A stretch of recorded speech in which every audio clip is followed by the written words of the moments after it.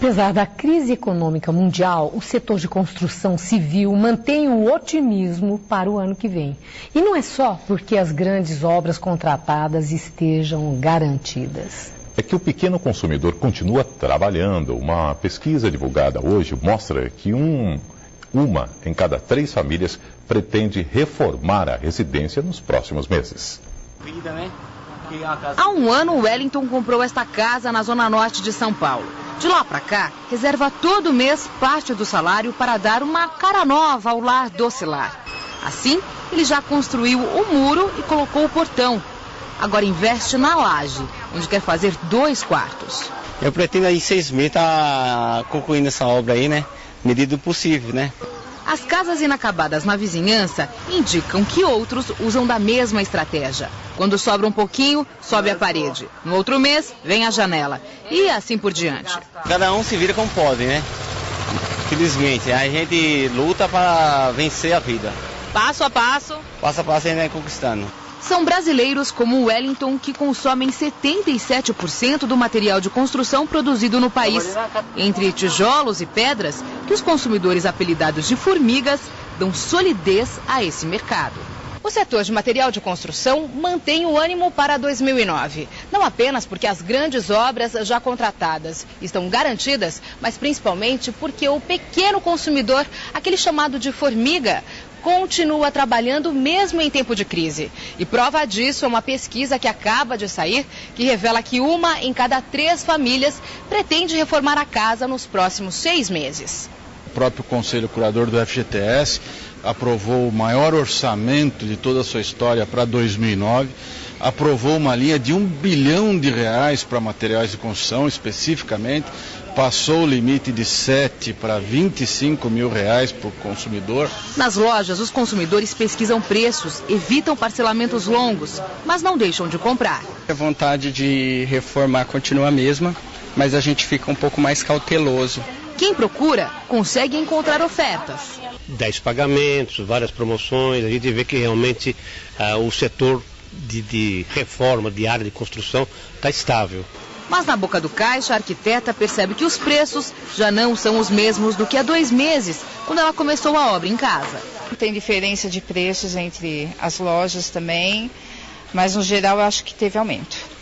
O custo nacional por metro quadrado realmente subiu em novembro, conforme dados apresentados hoje pelo IBGE. Em outubro, o metro quadrado custava em média R$ 627. No mês passado, foi para R$ 672.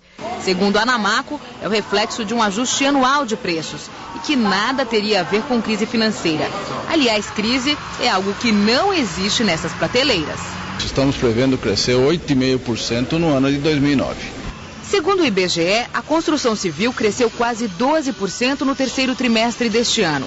É o reflexo do movimento formiga de autoconstrução em conjunto com a atividade das construtoras. Juntos, eles foram os que mais contribuíram para o crescimento de 6,8% registrado pelo PIB no período. Para falar da crise econômica e os efeitos no setor da construção civil, recebemos em nosso estúdio Eduardo Zaidan, diretor do Sindicato da Construção Civil de São Paulo. E também participa dessa entrevista José Paulo Kupfer, comentarista do Jornal da Gazeta. Muito obrigada, Zaidan, por estar conosco. E eu queria começar exatamente com esse otimismo, né? Estão dizendo até que o setor da construção civil parece que vai na contramão dessa onda e desse ânimo, desse desânimo promovido pela crise financeira. Vocês estão, assim, animados, olhando para o passado, porque até agora o ano foi bom, ou as perspectivas também são boas? Veja, a construção civil tem um modo de trabalho bem diferente da indústria de transformação de um modo geral. Nós temos um ciclo de produção longo. Isso significa que essas obras que estão aí, que a gente vê na rua, e mesmo as obras de infraestrutura, elas começaram há 18 meses atrás, há 12 meses atrás, há 6 meses atrás, com decisões de investimento muito anteriores a isso. E, de um modo geral, no Brasil, essas obras estão com o projeto de financiamento delas muito bem arrumado. Isso significa que elas vão terminar.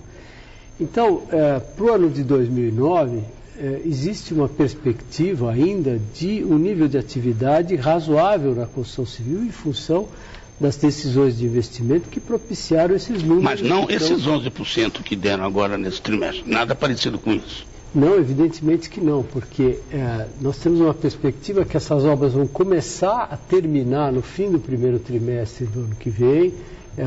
Muitas delas vão ainda para o fim do primeiro semestre, e nós vamos ter, então, nessa ocasião é que nós vamos ver o que se repõe dessas obras para poder determinar qual vai ser o nível de atividade que vai acabar a construção civil em 2009.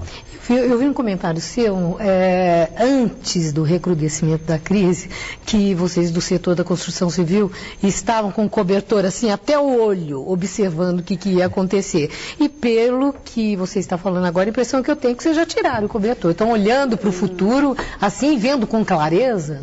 Não é verdade. Veja, as decisões de investimento no futuro ainda estão postergadas. Quer dizer, você está vendo, o número de lançamentos de novas obras estão segurando, estão esperando ver como é que se desenha o novo cenário, em que grau essa crise que está lá fora vai atingir a economia brasileira, e atingindo a economia brasileira, como é que isso passa para cada um dos setores.